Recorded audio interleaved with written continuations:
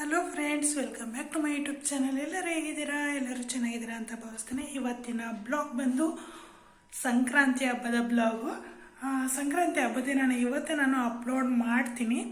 ಇವತ್ತಿನ ಬ್ಲಾಗ್ನ ಇವತ್ತೇ ಅಪ್ಲೋಡ್ ಮಾಡ್ತಾ ಇದ್ದೀನಿ. ಸಂಕ್ರಾಂತಿ ಹಬ್ಬದ ಎಲ್ಲರಿಗೂ ಶುಭಾಶಯಗಳು. ಮತ್ತು ಖಾರ ಕಡಲೆಕಾಯಿ ಬೀಸಿದ್ದೀನಿ, ಗೆಣಸು ಮಾಡಿದ್ದೀನಿ. ಹೀಗೆ ಎಲ್ಲದೂ ಆಯಿತು. ನೆಲ ಎಲ್ಲ ಕ್ಲೀನ್ ಮಾಡಿ ಎಲ್ಲದಕ್ಕಾಗಿ ಕೆಲಸ, ದೇವ್ರ ಪೂಜೆ ಕೂಡ ಮುಗಿಸಿದ್ದಾಯಿತು.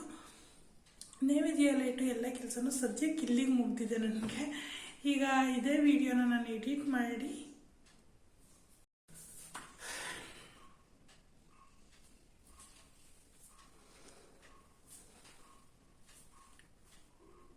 ನಿಮ್ಮೆಲ್ಲರಿಗೂ ಮತ್ತೊಮ್ಮೆ ಶುಭಾಶಯ ಹೇಳ್ತೀನಿ. ಮತ್ತು ಇನ್ನೊಂದೇನಪ್ಪ ಅಂದರೆ, ಯಾರಾದರೂ ಹೊಸ್ದಾಗಿ ನನ್ನ ಚಾನಲ್ನ ನೋಡ್ತಿದ್ರೆ ಪ್ಲೀಸ್ ಸಬ್ಸ್ಕ್ರೈಬ್ ಮಾಡ್ಕೊಳ್ಳಿ. ಪಕ್ಕದಲ್ಲಿ ಕಾಣೋ ಬೆಲ್ ಬಟನ್ ನೀವು ಪ್ರೆಸ್ ಮಾಡಿದ್ರೆ ಫಸ್ಟ್ ನೋಟಿಫಿಕೇಶನ್ ನಿಮಗೆ ಬರುತ್ತೆ ನಾನು ವಿಡಿಯೋ ಮಾಡೋದು. ಹಾಗಾಗಿ ನೀವು ಮೊದಲು ನೋಡ್ಬೋದು. ವಿಡಿಯೋನ ಸ್ಟಾರ್ಟ್ ಮಾಡೋಣ. ಏನೇನು ನಾನು ಈ ವಿಡಿಯೋದಲ್ಲಿ ನಾನು ಮಾಡಿದ್ದೀನಿ ಮತ್ತು ಏನೇನು ಸ್ವೀಟ್ ಖಾರ ಅದೆಲ್ಲ ಮಾಡಿದ್ದೀನಲ್ಲ ಈ ಬ್ಲಾಗಲ್ಲಿ ತೋರಿಸ್ತೀನಿ ಅಷ್ಟೇ, ಬೇರೆ ಇನ್ನೇನಿಲ್ಲ. ಎಳ್ಳು ಬೆಲ್ಲ ತಿಂದು ಒಳ್ಳೆ ಮಾತಾಡೋಣ ಅಂತ ಹೇಳ್ಬಿಟ್ಟು ಎಳ್ಳು ಬೆಲ್ಲ ತಿನ್ನಲ್ಲ.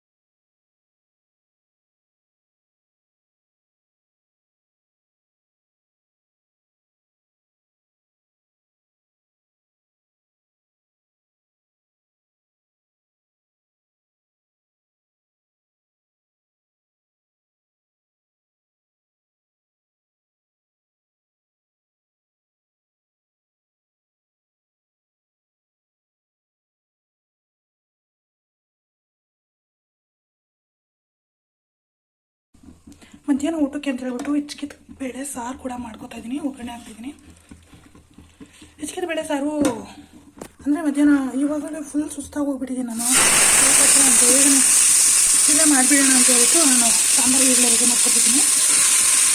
ಅಡುಗೆ ಎಲ್ಲನೂ ಆಯ್ತಲ್ಲ ಹಬ್ಬದ್ದು. ಸೊ ಮಧ್ಯಾಹ್ನ ಇನ್ನೇನು ಬೇಗ ಅಂತ ಹೇಳ್ಬಿಟ್ಟು ಈಗಲೇ ರೆಡಿ ಮಾಡ್ಕೊತಿದ್ದೀನಿ. ಸಾಂಬಾರು ಮಾಡಿಕೊಂಡ್ಬಿಟ್ರೆ ಅನ್ನ ಒಂದು ರೆಡಿ ಮಾಡ್ಕೊಬಿಡ್ಬೋದು ಮಧ್ಯಾಹ್ನ. ಅದಕ್ಕೋಸ್ಕರ ಮಾಡ್ಕೊತೀನಿ. ಎಳ್ಳು ಬೆಲ್ಲ ಕೊಡೋಕ್ಕೆ ಅಂತ ಪಕ್ಕದ ಮನೆಯವ್ರು ಬಂದಿದ್ದರು, ಅದಕ್ಕೋಸ್ಕರ ಅಲ್ಲೇ ಹೋಗ್ಬಿಟ್ಟೆ. ಸಾಂಬಾರನ್ನ ರೆಡಿ ಮಾಡ್ಕೊಂಡ್ಬಿಟ್ರೆ ಮಧ್ಯಾಹ್ನ ಏನಾದರೂ ಅನ್ನನೋ ದೋಸೆನೋ ಏನಾದರೂ ಮಾಡ್ಕೊಂಬರ್ಬೋದು.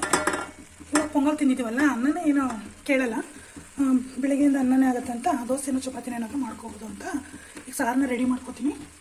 ಮಸಾಲೆ ಒಂದು ರುಬ್ಬ ಹಾಕ್ಕೋಬೇಕು. ಈ ಮಸಾಲೆ ಕೂಡ ರುಬ್ಕೊಂಡ್ಮೇಲೆ ಮಸಾಲೆನ ಹಾಕ್ಕೊಂಡ್ಬಿಟ್ಟು ಬೇಗ ನಿಧಾನಕ್ಕೆ ಆಗಿಬಿಡಲಿ ಅಂತ ಒಂದೇ ಸರಿ ಮಧ್ಯಾಹ್ನ ಬಂದಮೇಲೆ ಮಾಡೋದಕ್ಕೆಲ್ಲ ಸ್ವಲ್ಪ ಸುಸ್ತಾಗಿ ಹೋಗ್ಬಿಟ್ಟಿರುತ್ತಲ್ಲ, ಅದಕ್ಕೋಸ್ಕರ ಈಗಲೇ ಮಾಡಿಬಿಟ್ರೆ ಈಸಿ ಆಗುತ್ತೆ ಅಂತ ಮಾಡ್ತಾಯಿದ್ದೀನಿ. ಇದಕ್ಕೇನಿಲ್ಲ, ಜಾರನ್ನ ತೊಳೆದ್ಬಿಟ್ಟು ನೀರು ಹಾಕೊಂಡ್ಬಿಟ್ರೆ ಸಾರು ರೆಡಿ ಆಗುತ್ತೆ.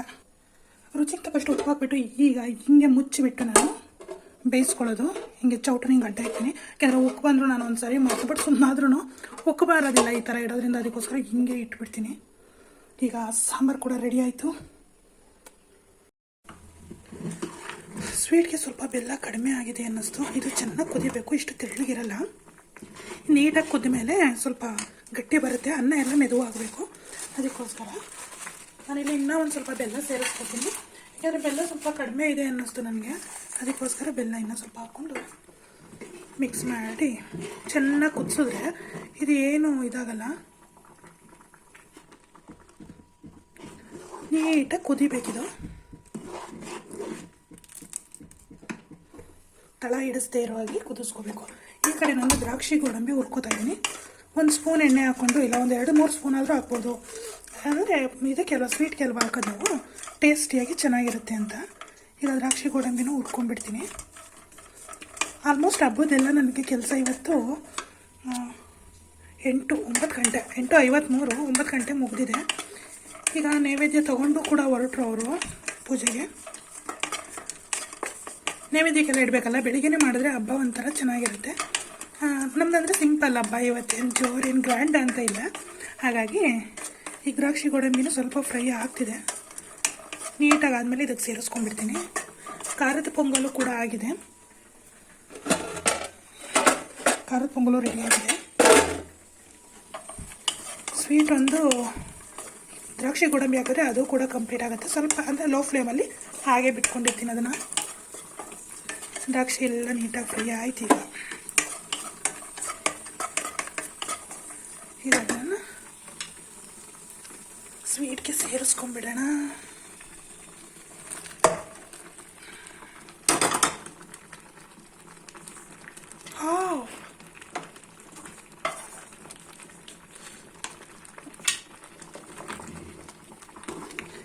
ನೀಟಾಗಿ ಕುದಿಲಿ. ಈಗ ನೋಡಿ ಬೆಲ್ಲದ ಕಲರ್ ಈಗ ಬಿಟ್ಕೊತಾ ಇದೆ. ಅದು ಆವಾಗಲೂ ಫುಲ್ ವೈಟ್ ಥರ ಕಾಣಿಸ್ತಿತ್ತು. ನಾನು ಎಲ್ಲೋ ಇದಿಷ್ಟು ತೆಳ್ಳೆ ಇರಲ್ಲ, ಆದರೆ ಅದು ಇನ್ನೊಂದು ಚೆನ್ನಾಗಿ ಅನ್ನ ಇದೆಯಲ್ಲ, ಇದೆಲ್ಲದು ಫುಲ್ ಮೆತ್ತಗಾಗಬೇಕು.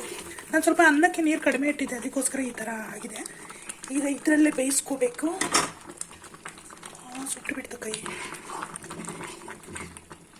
ಲೋ ಫ್ಲೇಮಲ್ಲಿ ಹಾಗೆ ಬಿಟ್ಕೊಂಡ್ರೆ ಸ್ವಲ್ಪ ಹೊತ್ತಿಗೆ ಅದು ಅನ್ನ ನೀಟಾಗಿ ಬೇಯುತ್ತೆ. ಇಲ್ಲಿ ಕಡಲೆಕಾಯಿ ಕೂಡ ಬೇಯಿಸಿದ್ದಾಯಿತು. ನೈವೇದ್ಯಕ್ಕೆಲ್ಲ ಇಟ್ಟು ಇನ್ನಿಷ್ಟು ಉಳ್ಕೊಂಡು, ಗೆಣಸು ಅಷ್ಟೇ ನೈವೇದ್ಯಕ್ಕೆಲ್ಲ ದೇವರಿಗೆಲ್ಲ ಇಟ್ಟ ಮೇಲೆ ಮತ್ತೆ ಇಷ್ಟು ಉಳ್ಕೊಂಡಿದೆ.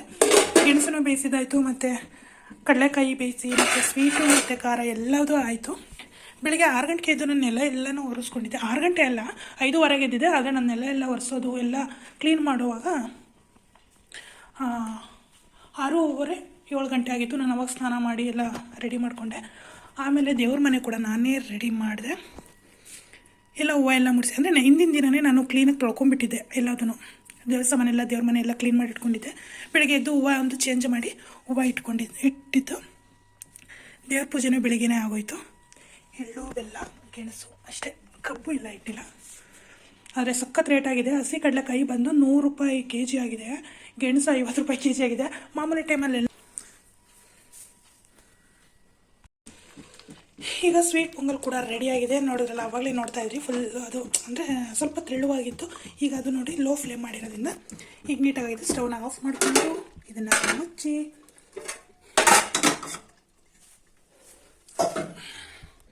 ಈ ಕಡೆ ಖಾರ ಪೊಂಗಲ್ ಕೂಡ ರೆಡಿಯಾಗಿದೆ.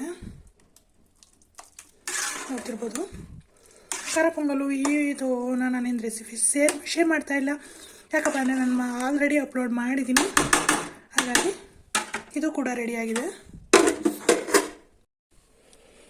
ಸ್ವೀಟು ಖಾರ ಪೊಂಗಲ್ ಜೊತೆಗೆ ಗೆಣಸು ಈಗ ರೆಡಿಯಾಗಿದೆ. ಹಬ್ಬನೂ ಇಲ್ಲಿಗೆ ಮುಗಿದಿದೆ. ಯಾರಾದರೂ ನನ್ನ ಹೊಸದಾಗಿ ಇವತ್ತಿನ ಬ್ಲಾಗ್ ಇಷ್ಟ ಆಗಿರುತ್ತೆ. ನಿಮ್ಗೆ ಏನಾದರೂ ಇಷ್ಟ ಆಗಿತ್ತು ಅಂದರೆ ಲೈಕ್ ಮಾಡಿ, ಶೇರ್ ಮಾಡಿ, ಕಮೆಂಟ್ ಮಾಡಿ ಅಂತ ಕೇಳ್ಕೊಳ್ತಾ ಇವತ್ತಿನ ಬ್ಲಾಗ್ನ ಇಲ್ಲಿ ಮುಗಿಸ್ತಾ ಇದ್ದೀನಿ. ಎಲ್ಲರೂ ಟೇಕ್ ಕೇರ್, ಬಾಯ್.